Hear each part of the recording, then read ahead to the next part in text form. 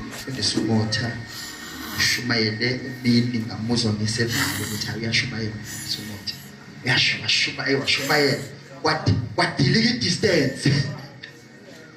Kwadilika distance. So mina ngisenza ukushumayela njengayizolo ngizoshare namhlanje ngizoshare kwamvela ukushumayela ngizoshare nje kuphela. Amen. Ngenxa ukuthi ngizoshare ke sifunde amavesi athi ukuba maningana abe nje 3 masofunda be 3 1 2 3 4 masofunda be 4 bese ngiyashare ngiyethemba ukuthi ngo half past 2:25 past to 25 to yini masiqale ngoNehemiah chapter 3 verse 1 size ngo 1 Peter chapter 2 verse 9 and 10 size ngo Revelation chapter 1 verse 6 bese sigcina ngo Psalms 100 verse 1.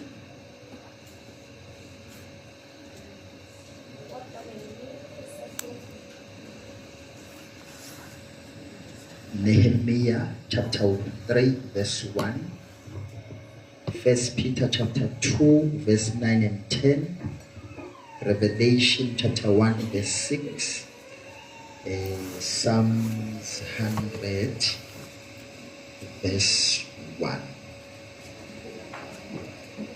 Incwadi kaNehemiya sahluko sesithathu verse 1. Isihloko: Izingange namasango aseJerusalema kuyalungiswa. Verse 1. Kwasuka uEliyashibi umpristi omkhulu nabafowabo abapristi balakha isango lezimvu balingcwelisa bamisa izivalo zalo. Yebo, kwaze kwaba nasemboshongweni kaHameya ababewungcwelisa kwaze kwaba nasemboshongweni kaHananeli.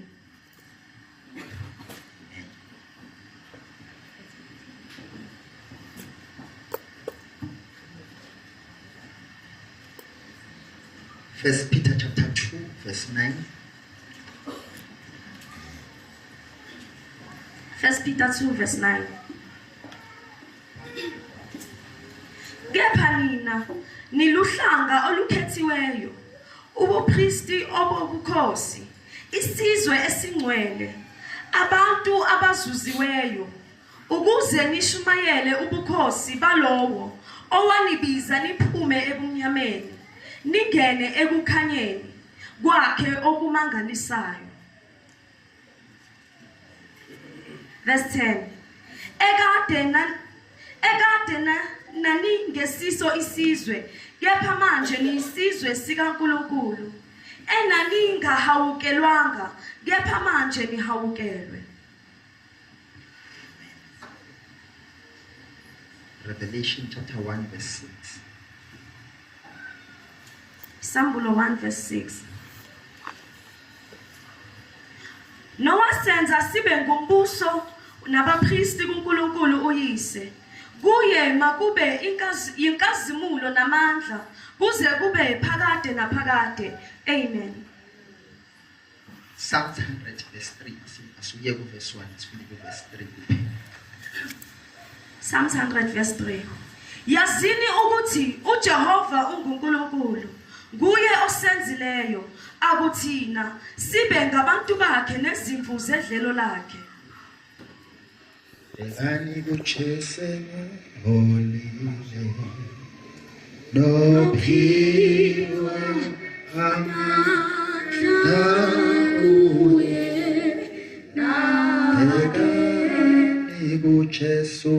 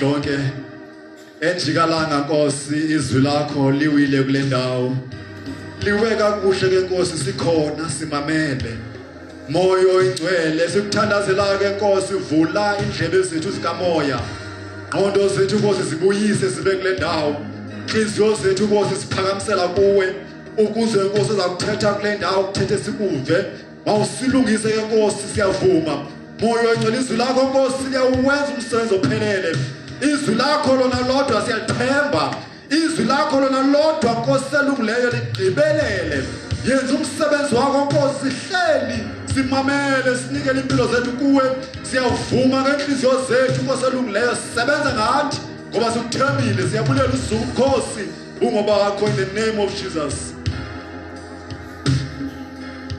Hallelujah. Hallelujah. Uzona zonke izinto manje ngudokotela nganyakazi kanje amen uzona zonke izinto uJesu azizele emhlabeni enkulu kunazo zonke ile yokuthi azosenza uningi uJesu owakuzela emhlabeni kodwa okukhulu ukuthi azosenza amen right asiyeke lapha ya Old Testament sifunda incwadi kaNehemiya every time ufunda incwadi kaNehemiya njengomzalwane obelonga kwi-local church njengomzalwane ofundiswayo kumele uunderstande izinto ezintathu uunderstande ukuthi uNkulunkulu wayevusa ithempeli elalidestroyiwe inkosi okwakuthiwa uNebukadnezar so uma uNkulunkulu evusa ithempeli wavusa uZerubabel ukuthi kube ubuye ohamba kuqala ayovusa istructure sethempeli noma ayovusa iJerusalem ayibonga Nkosi so umsebenzi kaZerubabel ukuthi ahambe ayovusa istructure amen angashumayela leyo amen Jesus hallelujah so umsebenzi kaZerubabel ukuvusa istructure sethempeli kwaba ukuthi umsebenzi wakhe uphelile amen then kwaba umsebenzi wesibili ukuthi kuvuselelwe izinto zenkonzo noma izinto zangaphakathi enkonzweni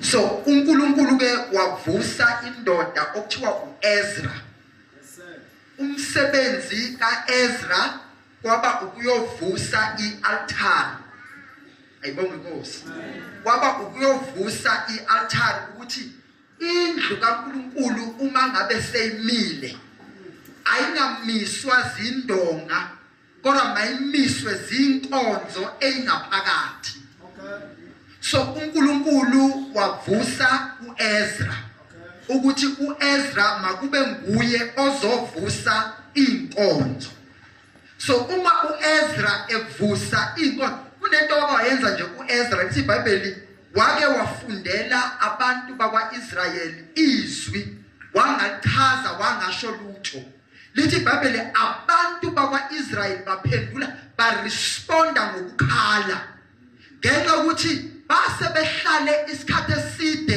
endlini inkonzo zingekho. Ayibonge Nkosi. So umsebenzi kaEzra kwaba ukuvusa izinkonzo. So uEzra kwakungupriest. Then number 3, uNkulunkulu wavusa uNehemiya. Umsebenzi kaNehemiya ukuyovusa izingange noma ukuyovusa ifence yokuthi uma indlu seyikhona nezinkonzo sezikhona makungabibikho abantu abangenayo bephume bengaziwa kungavumelekanga.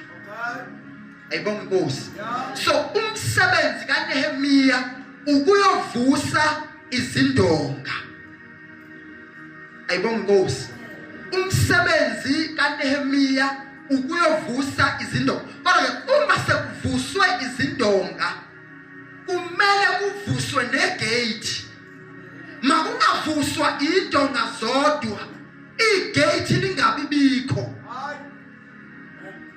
And uma ubuka igate lisho iauthority. Uma igate lingekho ekhaya abantu bayazingenela noma kungaphi baphume. Kodwa once kwaba negate noma ubaba ekhona engekho umuntu uma kufanele azongena ekhaya kumele azongena ngani ngegate. Ayibonge Nkosi. So uma ke ufunda incwadi kaNehemiya ufunda kumele kube nalezo zinto ezintathu ukuthi indonga negate lingakavuswa kwakukhona uZerubabel owavusa indlu, kwaphinde kwaba khona uEzra wavusa ialtari neinkonzo, kwase kuba khona uNehemiya wazovusa izingange negate. Ayibonge Nkosi. Okay. Sitheke izolo iTestament elidala liyiTestament elisha livaliwe. iTestament elisha liyiTestament elidala livuliwe. Ayibonge Nkosi. Sasa sithi ke ngaso sonke isikhathi uma sifunda izwi noma ngabe sifunda iTestament elidala noma elisha masimfune uKristu. Ayibonge Nkosi. Masimfune uKristu. Amen. Okay. Umpristi umsebenzi wakhe kwakukwenza inkonzo zangaphakathi. uJesu njengamanje. Umsebenzi wompristi kwakukwenza inkonzo kuphi ngaphakathi. Enye yeinkonzo owayeyenza noma enye yeinkonzo owayeyenza kwakuyinkonzo yokwamukela umnikelo from abantu awudlulisele uNkulunkulu. Enye yeinkonzo kwakufanele benze sure ukuthi umlilo wawusethempelini wawungaqimi. Kwakumsebenzi wompriest. Ngivumeleni ngithi kwakuke nama-ranks abapriest. Kwakukhona irank yabapriest umsebenzi wayo ukuthi bahambe baye ngaphandle bayofuna inkuni. Sokwenza umlilo ngaphakathi ukuthi uvuthe. Enye irank yabapriest kwakukwenza sure ukuthi uma sezikhona inkuni umlilo mawungaqini. Enye irank yabapriest kwakukumukela umnikelo kubantu. Ungawuhambisi into the holy of holies. Kodwa bamukele umnikelo kubantu bawufake emlilweni ovuthayo ukuze ithempeli ligcwale ismell somnikelo oyiphunga elimnandi kuNkulunkulu. Bese ke kuba khona enye rank yabapriest okwakuyona eyayingena into the holy of holies eyayibizwa ngokuthi abapriest abaphezulu noma they are high priest. Sihamba sonke ngicela. In the Old Testament, umuntu ukuze abe ngumpriest kwakufanele kube umuntu oqhamuka from the tribe okuthiwa it is the Levite. Kwakufanele kube umuntu who comes from the tribe of Levi. Ayibonga Nkosi. Ukuze ube kwi-Old Testament, ukuze ube umpriest kwakufanele kube uvela endlini kaLevi. Amen. Okay. uLevi indodana kaJacob. uJacob ilo owahlangana noNkulunkulu. Jacob had an encounter with God, and then uNkulunkulu wamshintsha igama wangabe esaba uJacob kodwa waba Israel. Kusho ukuthi uJacob wazalwa engu Jacob wenziwa waba uIsrael. Sihamba sonke ngibacela. Amen. But indodana yakhe uLevi, okay, thingithi uJacob had 12 sons. One of his sons was uLevi. Then uNkulunkulu umesefuna ukukhetha noma phakathi kwabantwana bakwaIsrayeli okungabantwana bakaJakobe. Ngesikhathi uNkulunkulu efuna ukuba nompriest phakathi kwabo, waya kubo wafike wathatha uLevi wathi usezithathela yena sekungowakhe, in such a way that ngesikhathi uJacob esezofa unikeze abantwana bakhe bonke aba-11 amafa ukuthi lo uzotholani, but uLevi akatholanga ifa, because the day uNkulunkulu ezithathela uLevi ethi uLevi akaseyena wakho Israel, but uLevi sekungowami, wasuka uLevi ekubeni umntwana kaIsrael noma umntwana kaJakobe, but waba umntwana kaNkulunkulu. Then kusho ukuthi uJakobe noma uIsrael wasala sewunamadodana noma sewuzizwe esingaki eziwu11, because uNkulunkulu senzeni usezithathele uLevi. Sihamba sonke ngibangcwele. Okay. But ukhona uJosepha. Asikaze sizwe kuthiwa kunesizwe sikaJosepha. Ngisangempela yasi. Ngisangempela ngijahanga. Asikaze sizwe kuthiwa kunesizwe sakwaJosepha.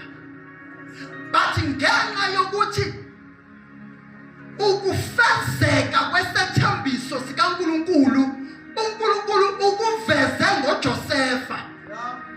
Ube esethatha amadodana amabili kaJosepha okunguManase noEfrayem, wawahlanganisa omabili wawenza isizwe sodwa.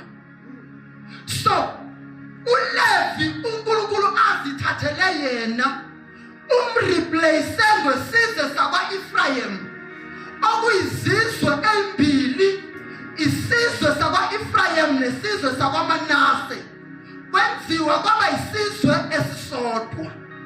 Sikhona ngithi ebonga Nkosi. Okay. All right. So umpriest uma ngabe sebenza, every time uma uIsrael kumele ahlangane, umpriest noma amaLevi ebengahlangani nabo, because they were no longer part of amadodana noma isizwe sakwaIsrael, but rather besebengabantwana abasebenziswa nabasebenzelwa uNkulunkulu. Amen. Ayibonga Nkosi. Okay. Sishiye ke abapriest kancane sibuye kuNehemiya.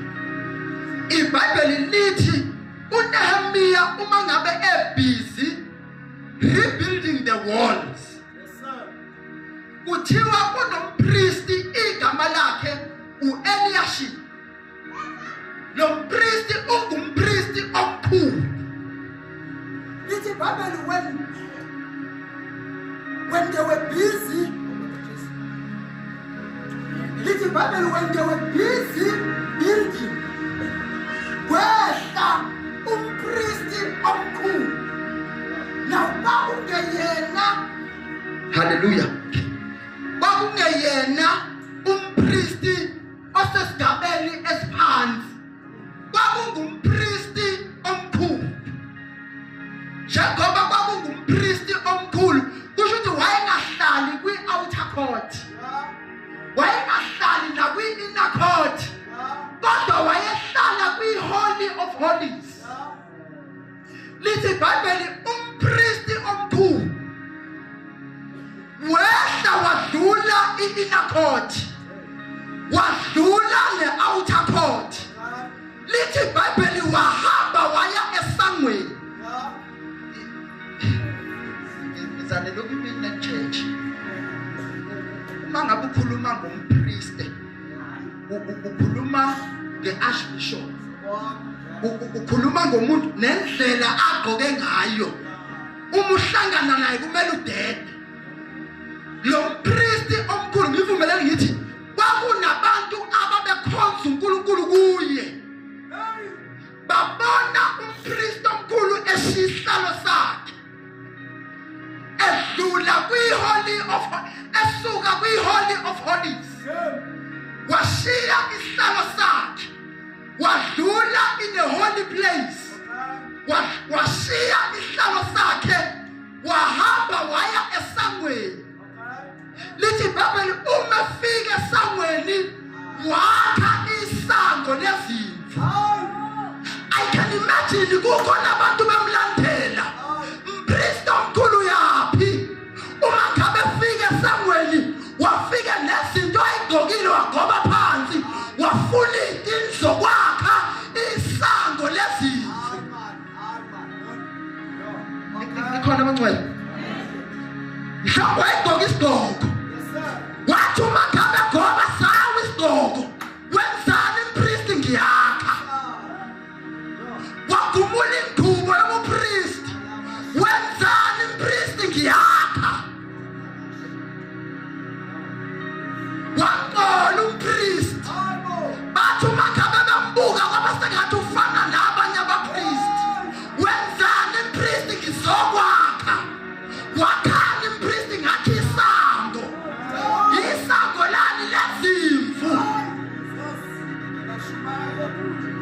Umpristi njengoba esesihlalweni sakhe, umsebenzi wakhe ukwamukela iminikelo ayise kuNkulunkulu. Kodwa ngathi umpristi wathi uma esehleli la wabona ukuthi konakele egeyithini. Izimvu ayisangeni. Nezimvu ezifuna ukungena ziyathathwa abanye ngenxa ukuthi alikho isango. Maybe wake wathumela i-first rank yabapristi okwakungamadodana abapristi, wathi hambani niyolungisa igate. Bahluleka. Maybe bafika belungisela yena bengalungiseli izimvu. Maybe wathumela the second rank. The second rank nayo yafike yalungisa ithi umpristi uthe until azehlele yena afike athi nginenkinga ngaphakathi ngilinde izimvu kodwa izimvu ayisafiki kimi ngenxa ukuthi alikho igate engena ngalo. Umpostoli Paul uyikhuluma kamnandi uthi sinompristi omkhulu akafani nabanye abapristi. Ungumpristi omkhulu ulingiwe kukho konke, wadlula kukho konke, wanqoba kukho konke. Ngakho masisondele. Sisondelaphi? Sisondela egeyithini elakhiwe umpristi. Lo mpristi omkhulu onqobile kukho konke akakhanga igate nje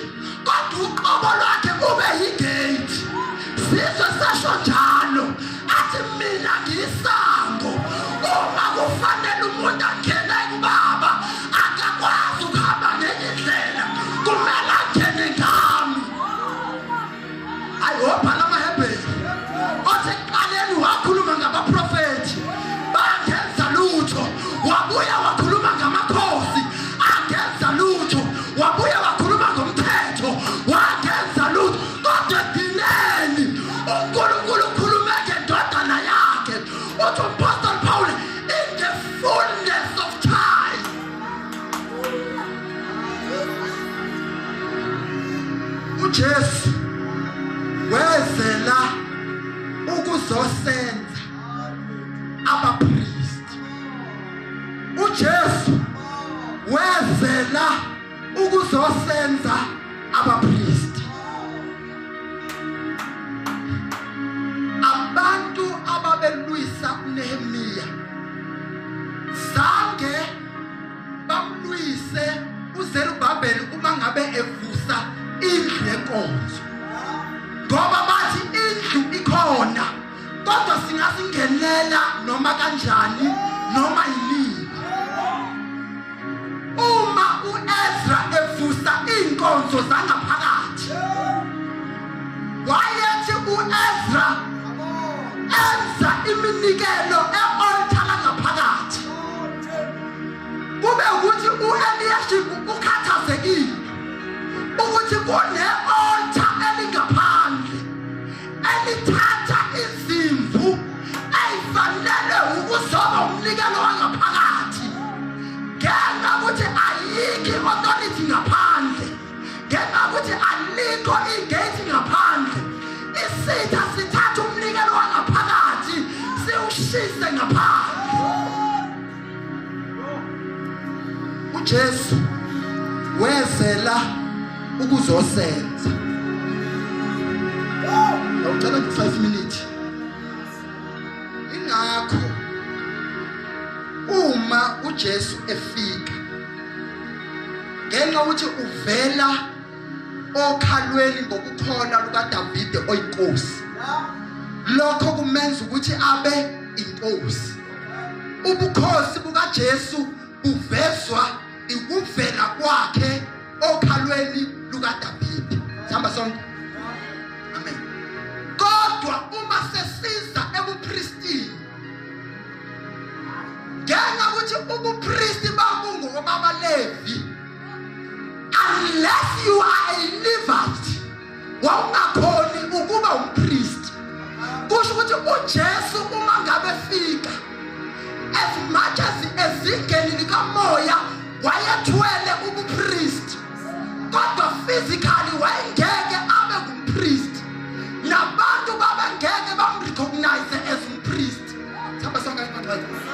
So uma ngabe fika kunendoda okuthiwa uZakhariya. uZakhariya was a Levite, uqhamuka from the tribe of Levi, and uZakhariya njengoba engumpriest, indodana yakhe uJohane uyapreparewa wenziwa ukuthi abe ngumpriest emva kabakwakhe. Khona bangcwele into eyayikhalisa uElizabeth noZakhariya uma ngabe bengathola abantwana, babekhaliswa ukuthi ubani azothatha ubupriest phakathi uma ngabe impilo yethu iphela. Babengakhalela ukuthi asinabo abantwana, babekhala ukuthi ubani azothatha ubupriest. uNkulunkulu wabaphendula ngoJohane. Khona bangcwele ukhona uJesu uqhamuka from the tribe of Judah, which was the tribe appointed to be kings over Israel and Judah. Amen. Then kunoJohane uqhamuka from the tribe of Levi, kuye unobupriest. Uma ngabe bona uJesu uthi, behold the Lamb of God that takes away the sins of men.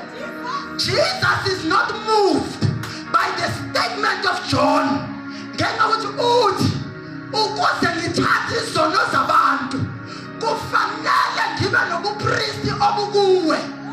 Ngakho Johane ngibhabhadise. uJohane uthi akufanelanga ukubhabhadisa. Ayibonge Nkosi. So njengoba kungafanelanga uthi uJesu kufanelekile ukuze kugcwaliseke umbhalo.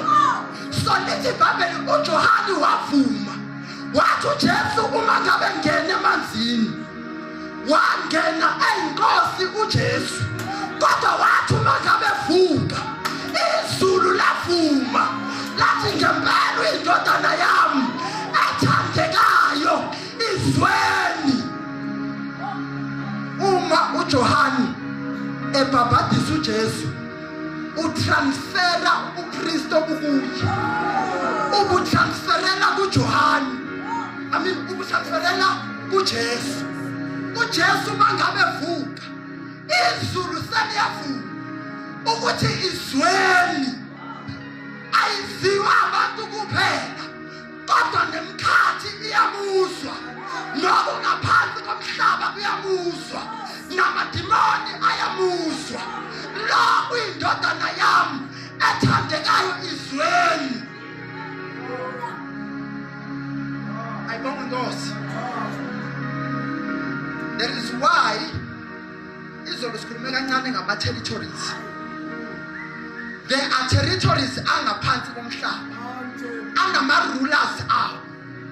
There are territories okungumhlaba unama rulers awo. There are territories asemkhathini anama rulers awo. Kodwa uJesu uma ngabe eza ukufika kwakhe emhlabeni lithi iBhayibheli Jesu I think uMatthew 4 or Matthew 3 lithi iBhayibheli wali uAdam akalingwanga kwi-territory esemkhathini noma kwi-territory engaphansi komhlaba kodwa walingwa kwi-territory esemhlabeni. He lost the battle esemhlabeni. Ukuluza kwakhe ibhattle esemhlabeni wamenza ukuthi nangaphansi komhlaba alahlekelwe i-authority nasemkhathini alahlekelwe i-authority. Sihamba sonke mfana. uJesu uma ngabe fika immediately after izulu limvumile ukuthi lo uyindodana yami ethandekayo lithi iBhayibheli kwezwe uSathane wazomlinga. Likhona abangcwele. Lithi iBhayibheli uma uSathane emlinga umthembisa izinto okungezakhe kodwa uSathane wenze ngathi ezakhe. Umthembisa izinto okungezakhe uJesu kodwa uSathane uma ngabe emlinga wenza sengathi izinto zakhe. Lithi iBhayibheli uJesu wamnqoba. Lithi after mnqobile uSathane wahamba kwezingelosi zazomkhonza. Mnqobe kuphi? Kwi-territory yomhlaba. Sibona abangcwele. uJesu esaya esiphambanweni wabekwa phansi isiphambano. Sibekwa kuphi? Kwi-territory yomhlaba. uJesu bambethela ekuphi? Kwi-territory yomhlaba. Basuke benza iphutha bathatha isiphambano ebebembethele kuso basiphakamisa. Inyawo zakhe zangawuthinta umhlaba kanti usenqoba i-territory esemkhathini. Uthe uma ngabe enqoba i-territory esemkhathini lithi iBhayibheli it was on a Friday. Ngesikhathi bethi masimehlise bamehlisa on a Friday. Bemehlisa becabanga ukuthi ufile kanti uthi angaqedi nginqobe i-territory esemhlabeni senginqobile nesemkhathini kune-territory engaphansi komhlaba akufanele ngiye kuyo ngiyolanda ikhiye ngiyolanda ikhiye ze-dominion ngiyolanda ikhiye ze-authority ngiyolanda ikhiye zamandla ngiyolanda ikhiye zokuphila. Umefika phansi komhlaba uSathane amnqobe emhlabeni noSathane amnqobe esiphambanweni. Wathi uma ngabe efike phansi wafika esebhodla zange akhuluma izinto eziningi wavele waphodla. Okwakuphethe uSathane wadedeleka ngenxa ukuthi seyibhodlile ingonyama yomndeni kaJuda.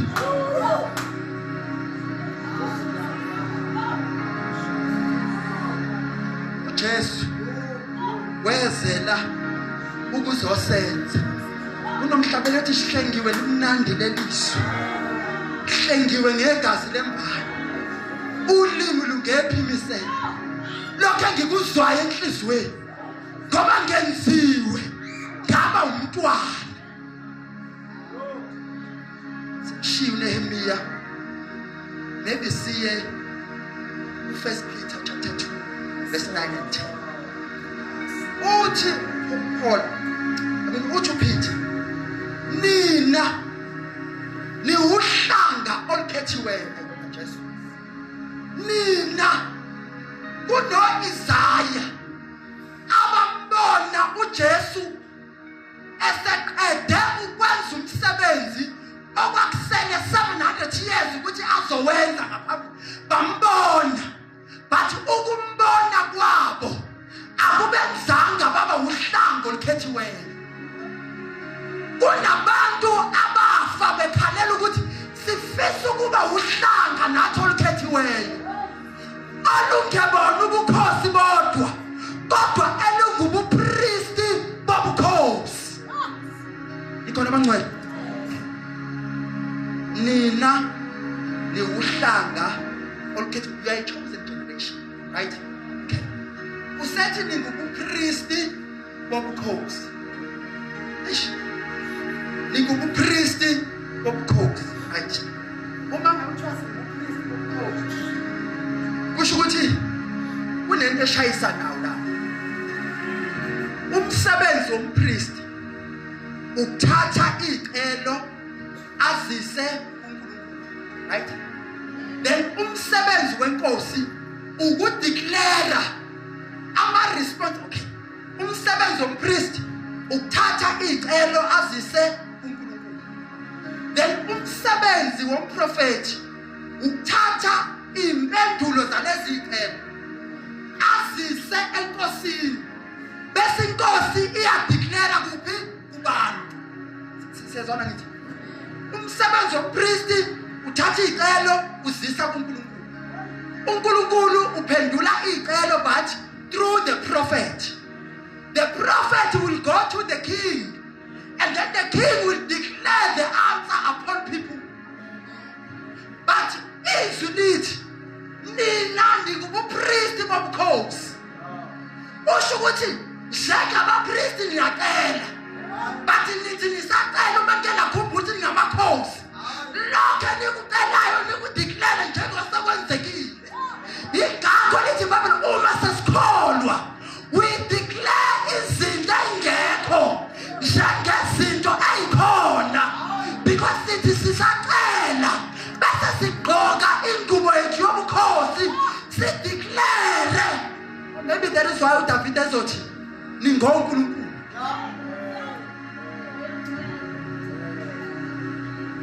Uma ngabe kubhala uJohane ngale encwadini yeSamuel uthi uJesu weza wazonenza ubupristi bobukhosi.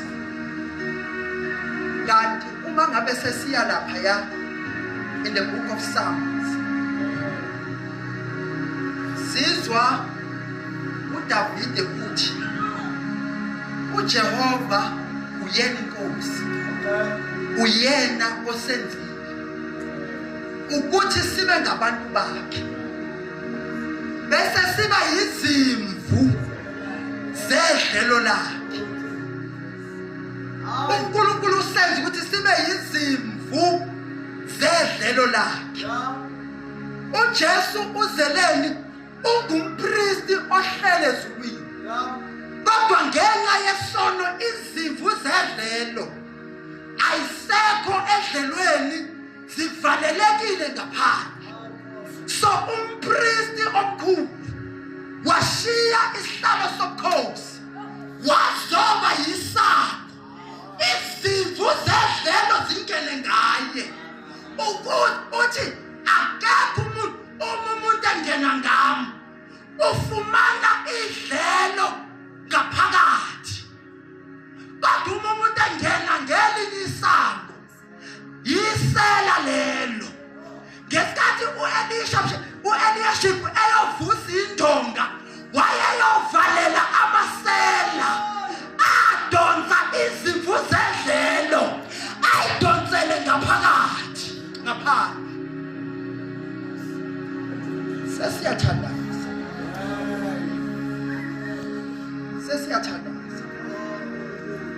Angwazi amagate akhiwe isitha ukuze ungene ngawo kube sengathi ungena edlelweni. Lithi iBhayibheli asinikezwanga ikhali zenyama, kodwa sinikezwe ikhali kamoya sokuphahlaza sokuphihlisa emkhathini. Lezi ikhali sisebenzisa njengamakhosi ukuphahlaza amagate esithola singena ngawo kanti asifanelanga ukungena ngawo. Siyathandaza and ngathi bengafuni ukuthi sivuthe, kodwa beyifuna kube yilowo nalowo athi Nkosi ngingumpristi wempilo yami, ngingumpristi wekhaya lami, ngingumpristi ebandleni lami, ngingumpristi kwi-community yami. Kwi-responsibility anginayo i-responsibility to judge people, kodwa ngine-responsibility yokuba yisango ukuthi abafuna ukubona uNkulunkulu babangene ngayo. Ngiyisango lokumemezela ukuthi indawo isekhona. Ngiyisango lokumemezela ukuthi noma ngabe izono zakho zibomvu njengegazi woza sithethe indaba. Ukhona onamandla okuyihlanza zibe mhlophe njengento.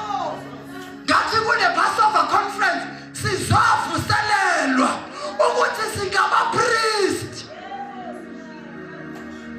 Siphakame sime ngenyawo. Olabo haya mathalia nabosh. uNkulunkulu uzosivusela abapriest bakhe. uNkulunkulu uzosusa ukukhohlwa. Sesisuke sayikhohlwa ukuthi singobani. Sesisuke sama njengamajaji. Sesisuke sama njengabantu abazumthetho. Kanti nathi sasifanele ukufa. Kodwa senzela umusa wokuba sibe ngabapriest. Ulabosa mahamba. Anene khatha naboshi. Uyabakhumbuza Nkosi. Uyabakhumbuza Nkosi. Uthe kuJohane, ngibonile uthando lwakho kodwa ulahlile olokuqala. Baba kubuyiselwa uthando lokuqala. Baba kubuyiselwa amandla okuqala. Baba kubuyiselwa ubupristi bobukhosi ebandleni lakho. Elabosha mahamba. Isimothi. Elabosha mahamba. Oh, ikhona restoration. Kule restoration ayenzakalayo. Siphakame sizandla siyothandaza thina sonke. Siyabonga Nkosi Jesu ukulondolozwa. Yebo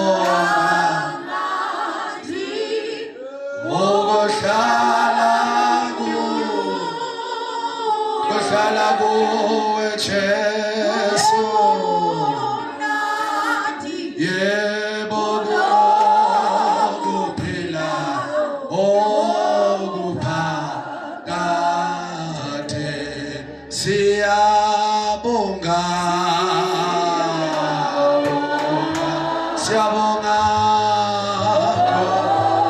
Nkosi Jesu ukulondolozwa. Kamnandi yebo kuhlala kuwe Jesu.